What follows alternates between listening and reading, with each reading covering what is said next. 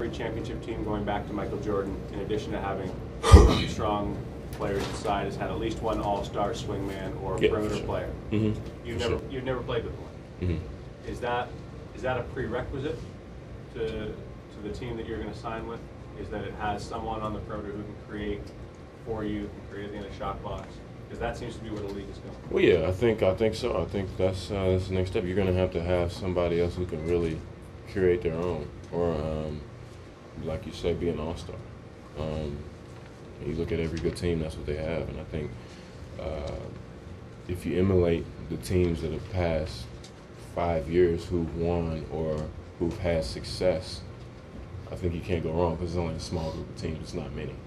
So I think if you just emulate what they do and try to see where they had their success and try to do the same thing, it'll work. Chris, when you make up your mind, are you going to tweak the world? What are you going to do?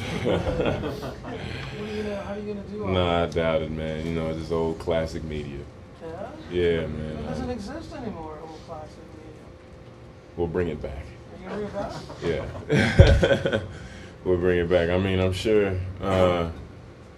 sure before whatever happens, I'm sure there are going to be tons of rumors and stuff and all this stuff, so it'll just be something to clear the smoke. If you do sign elsewhere, Chris, is it important to you, are you amenable to working with the organization to make it a sign and trade so the organization gets something back and you get something back? Well, I mean, you know, no matter what happens, me and Brian agreed to work together. So, you know, I think that's important. You know, I respect him as a GM and he respects me as a player. I think that's important. No matter what you do, you always want to do good business in this league. So we're always going to talk, and we're always going to tell each other what's on our minds. Last time you said you had that blank stare, you weren't thinking of a life. Did you think that this could be your last? Did it cross your mind that this could be your last official day on the job as Toronto Raptor? Yeah. It was, you know, I mean, it's just so many different things, and yeah, that was one of them. It's just like, man, you know, I don't know what's gonna happen. It's kind of weird because I don't know what's gonna happen, so I don't know how to react, or I don't know how to take everything. So it's just weird. It's hard to explain. It's just kind of just a listless state. I guess if that's the case, it's kind of sad that your final game as a Toronto Raptor was getting elbowed in the face. Well, you know, I'm always going to be fighting on the court, so, you know, at least I wasn't being lazy. I was trying to get a deflection. So. Chris, what do you remember about that moment when Antoine whacked you? Just trying to, I remember him cutting across the lane. LeBron was ISO. He tried to pass it to him. I just was going with him, not trying to let him have a free layup. That's it.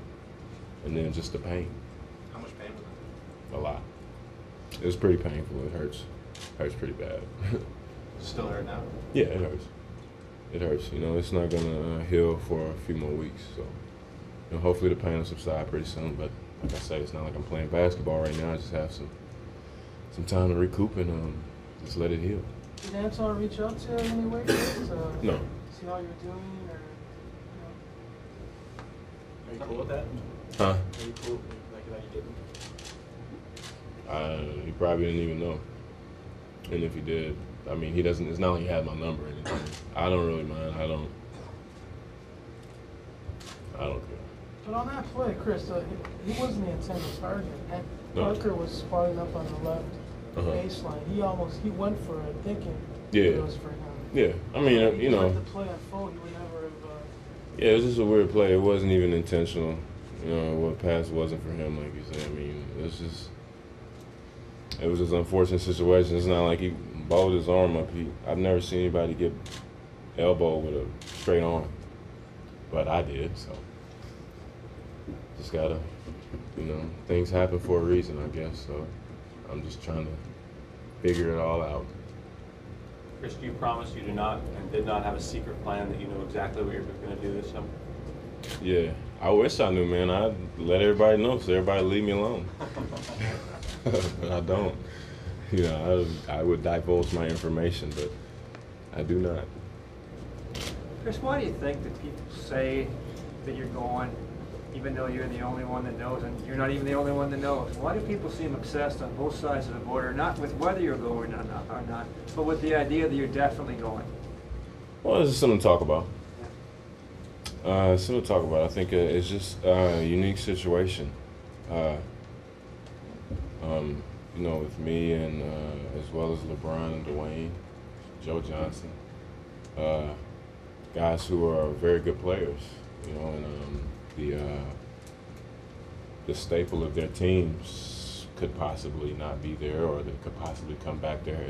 There's a period of time where they have to be sold, and it's just, I think it's interesting for people, and it's something to talk about. It's an interesting time in the league. I don't think I've never remembered anything like this ever happening. So I think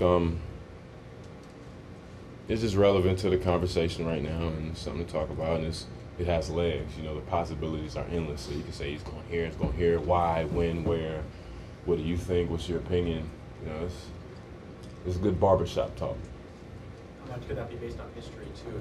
This franchise, Vince, you know, left, Tracy left, sort of. I think it's huge. I think that has the most to do with it for this organization because of everyone else, and recently with Vince, you know, people here just can't let Vince go.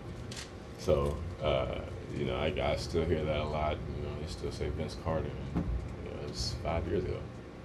You know, but we still talk about it. So, I think that adds to my situation. Had this team got that 8th final spot, made the playoffs, would it be different for you as far as making that decision? Because knowing that they had made it without you and made that push. Well, I'm not sure. I never really thought of it like that, but I always expected that out of our guys. You know, I expected if I was out, we still should win the game. I believed in our team, and I thought that we were that good, or that we believed in ourselves. That like, hey, you know, Chris is out, but you know, we're gonna maintain for this long until he comes back, or whenever he gets healthy, or Antoine is out, or Jared's out. So we're gonna keep the boat moving. But it didn't work out like that. But I don't think it would change my decision, whatever that might be. Chris, you mentioned public respects you as a player and as an athlete and as a person. How do you think that, should you decide to go, you'll be treated when you come back here? That's a good question. I don't know. I don't really know. But you know, I really don't know if people really boo him because of that. You know, because in my experience, when people talk to me, they say, "Don't be like Vince Carter." I'm like, what? You know, I don't even know what that means. What do you mean? Don't leave. You know, and that's the end of it. You know, it's interesting. I think it'd be interesting to take a survey of why people still hold on to the whole Vince Carter thing. I'm sure that has a lot to do with it, as far as you know, his comments and what he said, and his performance and how he played. I'm sure that people might think about that, but you know, it may be more sides to the story. I'm not sure. You've got a lot of friends and family, teammates here that are all probably going to be saying, do this, do that, go there, stay here. What is that like for you? I mean, are you able to just block everyone's opinions out and keep it to yourself, or are you taking what people are saying that are close to you and kind of weighing what they're saying? Well, people that are close to me know me, and they know that it's a waste of time to try and sway me. I think even my mother, she only asked me, "What are you doing?" I said, "I don't know," and she leaves it alone. You know, she's always taught me to make my own decisions. And even when I was choosing where to go to college, she didn't help me.